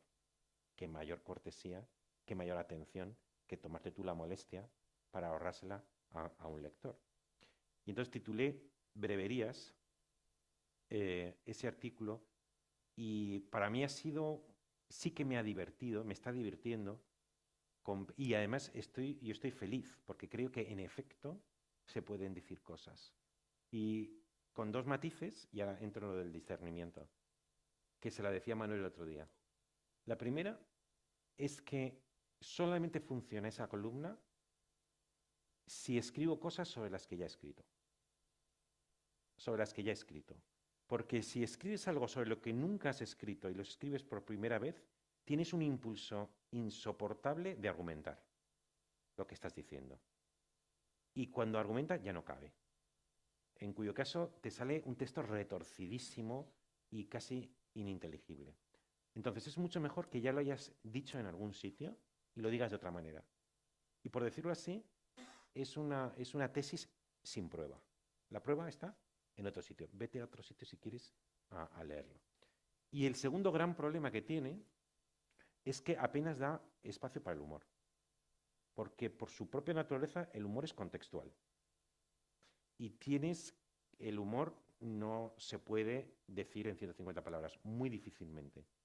El humor tiene que ver con un juego mental, con un introducirte en unos contextos, en una especie como de una relativización de ese contexto, que no puedes hacerlo. Lo he intentado, ¿eh? Y a veces metes alguna frase como irónica o una frase un poco jocosa, pero si pretendes en 150 palabras practicar abiertamente el humor, creo que no se consigue. Y el último, el de ayer, porque hoy es lunes, ayer fue sobre el humor, el anterior era sobre el discernimiento. Y el discernimiento es porque en algunos lugares me llamó la atención y he dicho la diferencia entre el pasado y el presente, y es que en el pasado la humanidad ha estado sobre todo sometida al yugo de la escasez. La escasez ha acompañado al humano. Hay poco y está mal repartido. Y mucha gente sufre por esa escasez. Y quizá una de las características del siglo XXI es que hay escasez, sigue habiendo una escasez. Preguntar a mis hijos que están buscando vivienda. No sé si en Murcia es tan agónico como en Madrid, pero hay una escasez enorme y, por supuesto, de dinero y por supuesto, de viviendas y, por supuesto, de hospitales. Hay escasez. Pero quizá lo característico del siglo XXI es que la escasez, tan dolorosa como siempre, se combina con la abundancia. O sea, no es una escasez que elimina, no es una abundancia que elimine la escasez, pero sí que convive con ella. En el sentido de que antes os estaba hablando de mi angustia cuando yo terminaba un libro y yo quería ir a Missner, y Missner me diría que dentro de 3 semanas lo iban a pedir a una biblioteca, un intercambio bibliotecario, y a lo mejor a las 4 semanas se llegaba un libro. Y hoy tienes millones de libros a tu disposición, normalmente o bien gratis a un precio totalmente asumible, sí, mucho más barato que el móvil que tiene la gente. Tienes 3 millones de libros disponibles. Música. ¿Cuánto cuesta Spotify? 9 euros. Pagas 9 euros al mes y tienes millones y millones. Todos nosotros, los que tenemos cierta edad, hemos ido a la sección del Corte Inglés a comprar el CD y te maravillaba cuando encontrabas un CD que no era de la actualidad. Hoy tienes todo.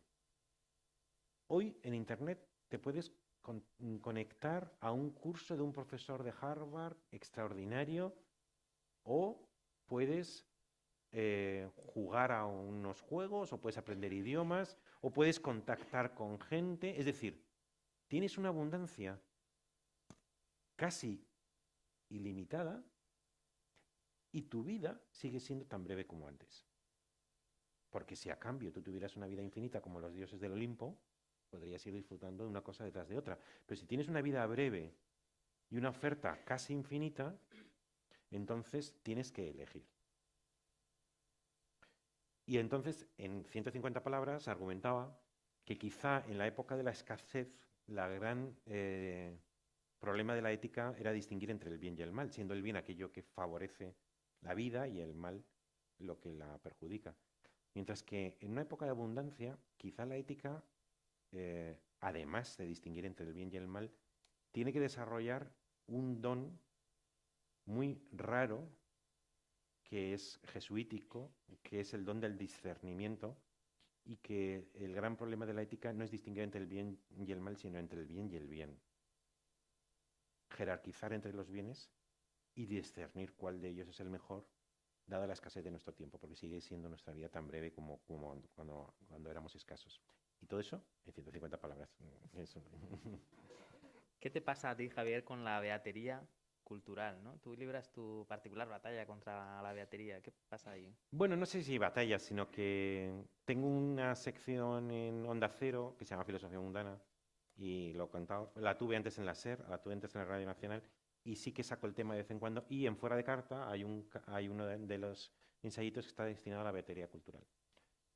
Y en efecto le tengo bastante manía pero vamos, tampoco hago de eso una batalla, ¿no? Y es que yo entiendo tanto. O sea, yo he leído un número infinito de horas, hasta el delirio. Si estuviera aquí, mi mujer estaría sintiendo, o mi padre, o mis hermanos. Una vez yo todavía jovencito, bajé a la calle y me encontré uno de estos, tendría yo 20 años o una cosa así, y encontré uno de estos señores que estaban en una especie como de tienda que hacían encuestas. Me pasaron dentro de la tienda y era una encuesta sobre hábitos de lectura. Y claro, yo es que a lo mejor leía 12 horas al día y entonces cuando vi las respuestas, pues no había, o sea, no había casilla para mis hábitos de lectura de aquel entonces. Entonces, os habla de beatería una persona que ha leído mucho. Y sin embargo, no tengo al libro como un objeto sagrado. No lo tengo. Es decir, suelo concebir un poco en armonía con Fuera de Carta lo humano como un bocado sabroso y me vuelvo a los clásicos como quien va a un supermercado y compra los ingredientes para que la comida sea sabrosa. Si el clásico contribuye a que la comida sea sabrosa, y yo he leído muchísimos clásicos, bienvenido sea.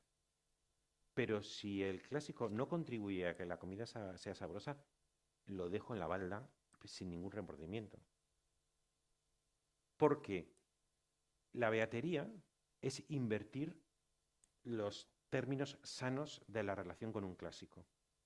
Un clásico es aquel que ha compuesto una obra que ilumina tu propia vida, ayuda a interpretarla mejor, intensifica tu vida, es como un complejo vitamínico que cuando te lo tomas te sientes más potente. Mientras que la beatería invierte el proceso y hace que el contemporáneo se ponga de rodillas delante de un clásico, aunque no lo entienda, aunque no mejore su vida. Y a mí, por ejemplo, un beato me parece Stefan Zweig, que ya sé que tiene mucha divulgación, pero me parece un beato. Y cuando empecé a leer, aparte que sus libros me parecen... Eso es otro tema.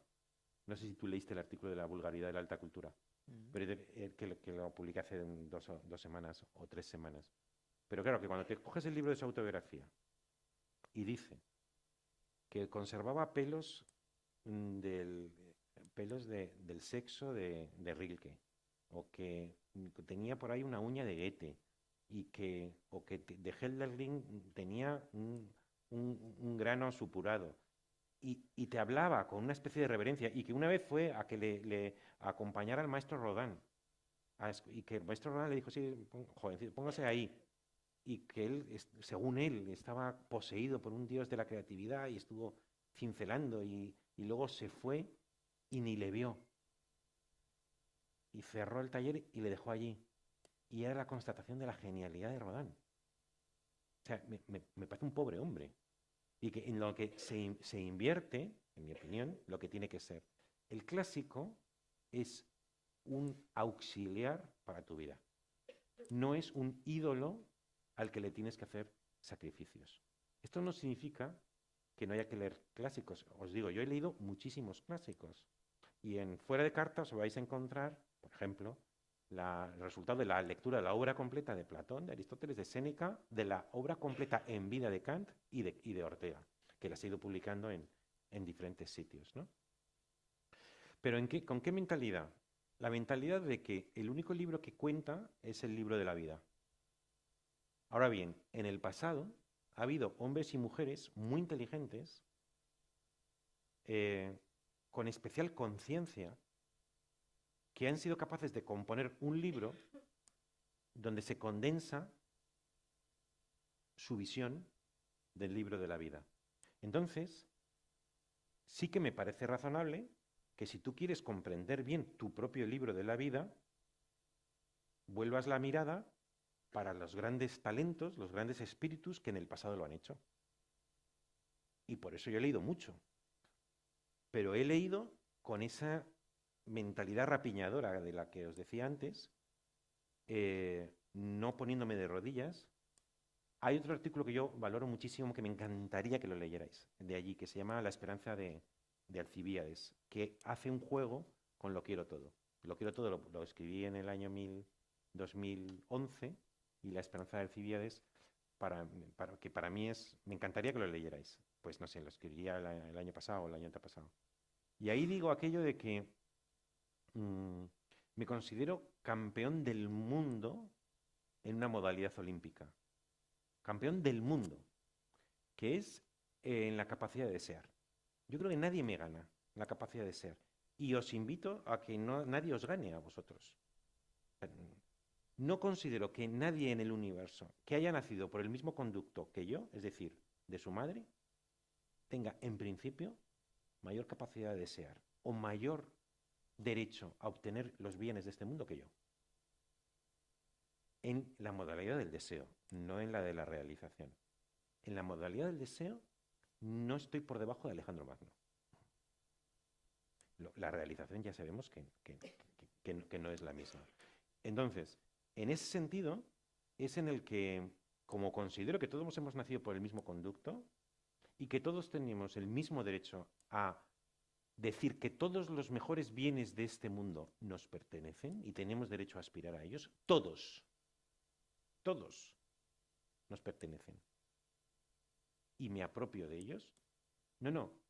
Mirar por favor Lo quiero todo, el listado de parejas que el orador reclama para sí. Pues en La esperanza de Alcibíades, que está en Fuera de Carta, que además me gusta todavía, no sé si más, es más corto, pero más porque Lo quiero todo lo escribí a lo mejor con 48. Pero a mí me encanta pensar que he cumplido 60 y lo sigo deseando todo. Y que no, de antemano no renuncio a nada. Si no lo consigo es porque no puedo, pero no porque no lo desee. Campeón olímpico en la modalidad del deseo. Y en ese sentido es en el que voy al pasado y leo a Platón. Me he leído la obra completa. En un Zoom somos 4. Hemos tardado año y medio. Aristóteles hemos tardado 2 años. Y hay cosas que digo, esto está muy bien. Y a mí me estremece y lo admiro. Y lo quiero. Y hay otras cosas que no. Entonces, no practico la beatería ni siquiera hacia Platón. Javier, tenemos unos minutos para el público. Tú estás deseando que la gente de Murcia te pregunte, me encanta. te haga preguntas y que surja algo, ¿no?, que no ha surgido en otros momentos, ¿no?, de la promoción de tu libro, ¿no? No sé si alguien del público quiere preguntar. Si no, le preguntamos nosotros al público. Venga. Carmen, aquí tenemos al rector de la Universidad de Murcia, José Luján, en la segunda fila. Bienvenido. Javier es un lector empedernido de tu obra. Yo no sé si Muchas gracias. rector, si lo has leído todo Ujú. de Javier Gomá, pero creo que venías cargado de libros para que te firmase. Un par de ellos traigo, sí, sí. Ahí Muchas tienes un gracias. micrófono. Muchas gracias. Sí, hola, buenas noches. Pues sí, traigo un par de libros. Mi mujer y yo somos, sí, buenos lectores de Gracias. tu obra y nos acompaña mucho. Ha sido un placer estar escuchándote. Yo creo que hemos compartido una hora y media interesantísima y había muchas cosas que me gustaría preguntarte. No lo voy a hacer porque seguro que hay otras personas que quieren intervenir también. Pero siempre que he leído, vas lento, Javier. Lo del párrafo al día yo no lo entiendo. Es decir, ¿cómo te contienes? ¿Es real? ¿No es real? ¿Es un juego que tú haces? Explícalo, por favor. Me encanta explicarlo porque es otro de los artículos de Fuera de Carta. Y vas lento, pero voy a contar cómo nace eso. Una persona que fue ministro, que con casualidades de la vida, han pasado muchos años, casualidades de la vida, como este viernes, después de muchísimos años, hace 15 o 20, me invitó a comer y me dijo: Javier, tú tendrías que ser el Ortega y Gasset del siglo XXI, pero vas lento. Digo, vaya, ¿y ahora qué hago? ¿No? Esto me recuerda que me encantaba cuando mi padre, nosotros teníamos una casa en el Escorial y pasábamos ahí el fin de semana y estamos hablando de los años 70, 80, y cuando era domingo se producían embotellamientos, la vuelta de la Sierra a Madrid. Y entonces en la radio, en los partes de las noticias, pues decían embotellamiento, previsible embotellamiento, así que la Dirección General de Tráfico recomienda a los conductores que se escalonen. Y me acuerdo que mi padre venía y decía: ¿y yo cómo puñetas me escalono? ¿Yo cómo me escalono? Ahora yo quiero ser dócil a la dirección y me voy a escalonar. ¿Qué hago? Porque es que cuando la acción es colectiva, ¿tú qué haces? ¿No? Entonces digo, yo voy lento. Digo, ¿y yo qué hago? ¿Yo qué hago? Entonces le di la vuelta y lo interpreté al revés, en el sentido de que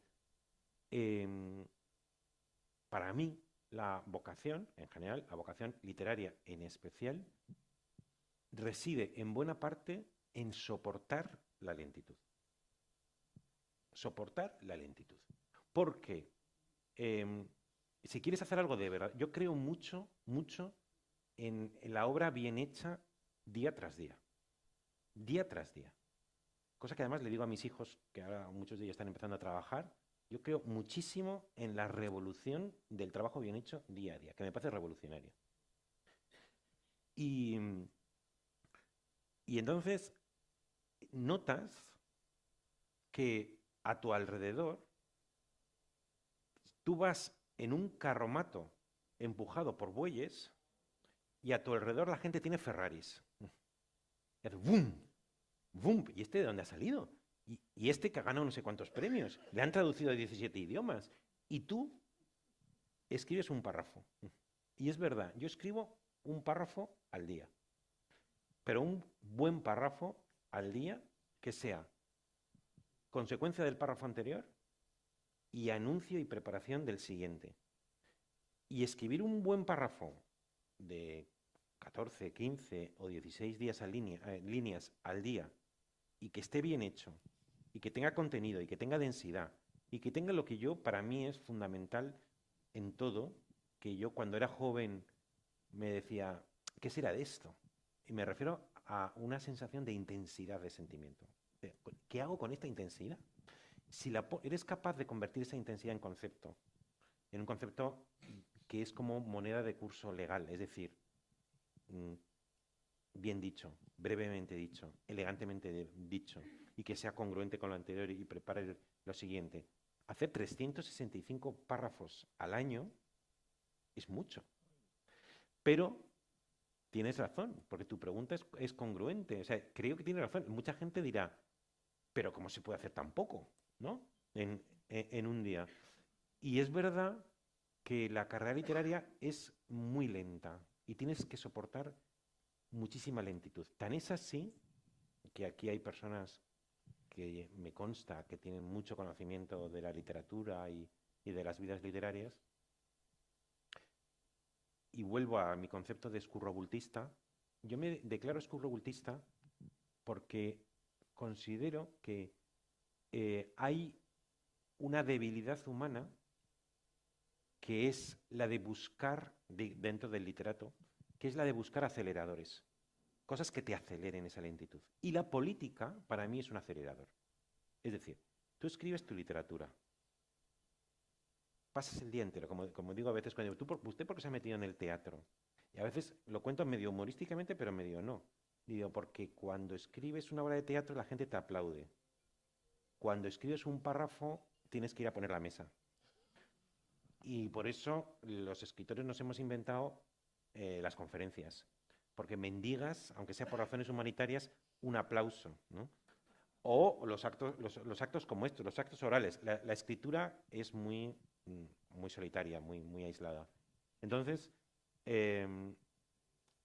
buscas aceleradores. Entonces tú escribes tus libros, escribes tus poemas, tú escribes tus novelas, tardas 2 años en escribirla, lees cada párrafo 50 millones de veces, luego lo vuelves a corregir y terminas, luego empiezas un proceso de edición, corrección, luego de promoción, luego llega, ¿no? Y han pasado 2, 3 años y luego, bueno, está ahí. Y de pronto alzas la voz en una entrevista y dices que Pedro Sánchez es un criminal, y inmediatamente hay una mitad de la población que te considera imbécil y hay otra mitad de la población que te aplaude y te da premios y te tiene en cuenta y te ofrece ser director general del Cervantes o te hace el premio de la Comunidad de Madrid o estás en no sé qué plataforma o estás en... Y de pronto o lees un manifiesto en la Plaza de Colón o cosas de estas, ¿no? Entonces buscas aceleradores. Y yo creo que y termino por donde empecé, creo que la carrera literaria tiene que ver con soportar intensamente la lentitud. Y por eso, al final, lo que me dijo el ministro lo llevé al contrario. Digo, vas lento, y digo, sí. Mi sello es la lentitud. Y luego no es tan lento, porque ya te digo, al final mucha gente me dice, oye, ¿cómo puedes escribir tanto? 365 párrafos al año. No es poco. Y si luego encima escribes artículos y eso. Gracias por la pregunta. ¿Alguna pregunta más? Profesor Pozuelo. Bueno, primero darte la felicitación porque, y bueno, es una pena que la universidad te haya perdido, o la enseñanza haya perdido a alguien como tú, que no te has dedicado a ella, porque serías un gran profesor. Porque nos has tenido aquí 1 hora y media atentos y disfrutando, ¿no? Docere deleitare, o sea, has enseñado De Horacio. Esto.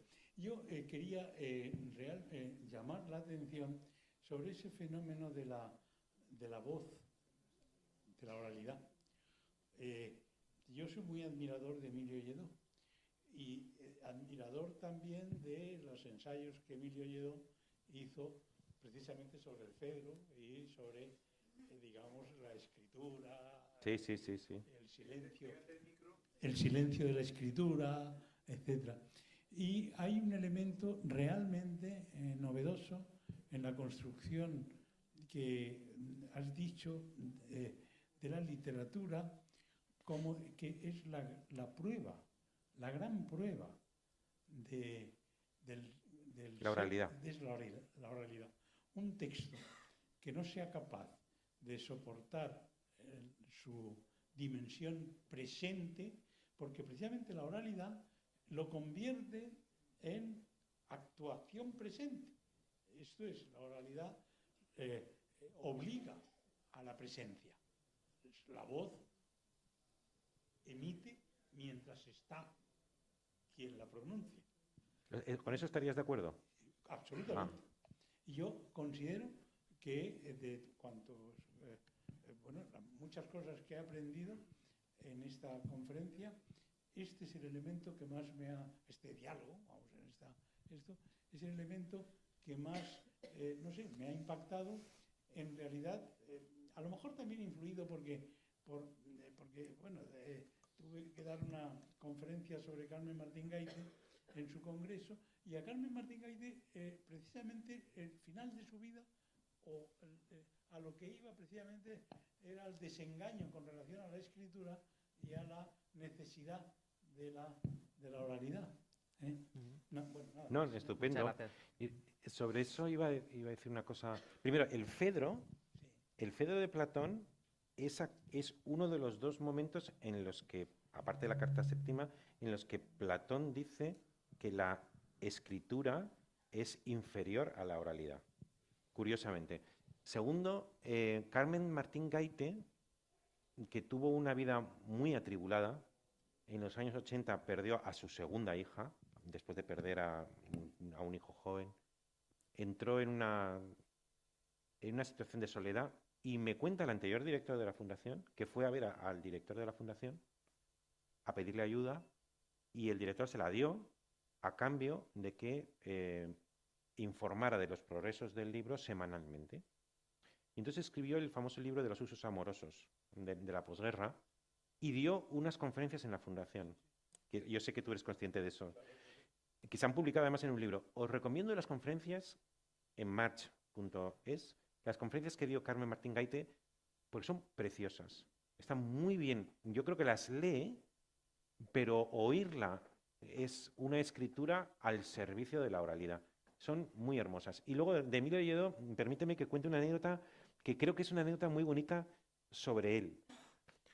Y esta es la pandemia. Yo fui a trabajar a mi despacho y en un momento dado me dice mi secretaria que le llama don Emilio. Y yo cojo el teléfono. Y es Emilio Lledó, que sabéis que ahora tiene 95 años, pero se preserva, pero es de una vitalidad y de un amor a la vida extraordinario. Bueno, total, que en el año 2020, hace 5 años, que si ahora tiene 95, no sé cuántos tiene, 95 por ahí. 97, pues entonces tendría 92. Me llama y me dice, oye Javier, que ahora que estoy muy metido en mi casa por la pandemia, he estado mirando mis libros y he encontrado uno tuyo del año, era ejemplaría pública, de 2009, en que veo en la dedicatoria que me pones para Emilio, confiando que disfrute o que acepte o que se preste o algo así a la amistad. Y dice, me he dado cuenta de que no te he contestado, así que te llamo para decirte que acepto tu oferta. Pero es increíble, ¿no? Bueno, pues, o sea, si le había recibido el libro en el 2009, esto fue en el 2020, encerrado, mira el libro, ve que le hice una dedicatoria en la que debía aludir a que ojalá esta fuera el comienzo, no sé qué, de una amistad. Luego nos habíamos visto algunas veces y me llamó para decirme que sí, que lo aceptaba.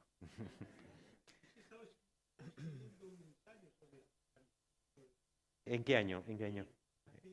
Ah, pues es que entonces a lo mejor estaba él, tenía ese concepto en la cabeza, sí, sí. Javier, te damos las gracias por haber venido hoy a Murcia. Un placer. Te volveremos a ver porque esperas que se represente en Murcia. Oye, a ver si filosofía hacéis mundana. algo. Hablar con los programadores del teatro. Esta obra dirigida por Luis Luque, con Jorge Calvo, Marta Larralde, Llenamos todos los días. Pepe Ocio, Laura Pamplona y Sí, también sí, la sí. colaboración de Covadonga Villamil. Ojalá que puedas volver Ojalá, a Murcia me y que te chiflaría. tengamos aquí de nuevo. Yo quiero dar las gracias a todos los invitados que han pasado este año por la Fundación Caja Murcia en ¿Cómo? esta... Se llama Filosofía Mundana, como el libro. Bueno, aparte de darle las gracias, por supuesto, a Javier Gomá, quiero dar las gracias también a Ginés García Millán, a Aitor Larravide, a José Ángel Mañas, a Pilar Adón, a Emilio del Río, Daniel Inerarity, a Fermín Bocos, Pepe Astillero, Pepe Pérez Muelas, Pablo Ramírez y el artista Cristóbal Gavarrón. Y permitidme que os avance algunos nombres de la programación del año 2026. Tendremos en enero a José Manuel Rodríguez, de Cirugía Solidaria, y a Manuel Pimentel, editor de Almuzara y exministro de Trabajo. También tendremos a Joan Foncuberta, a José Luis Villacañas, a Esperanza Caray. Clares, a Antonio Saura. Qué bueno. Bueno, pues próximamente lo anunciaremos en La Verdad y Buenísimo. muchas gracias a la Fundación por cedernos este espacio y por supuesto a Javier Gomá, que va a firmar algún ejemplar Si alguien quiere, de tu último libro. Gracias también a la librería Diego Marín. Y a Cintia Marín, que ha estado con nosotros acompañándonos en el escenario, nuestra intérprete de lengua de signos. Así que feliz Navidad a todos y igualmente. hasta el año que viene. Bueno.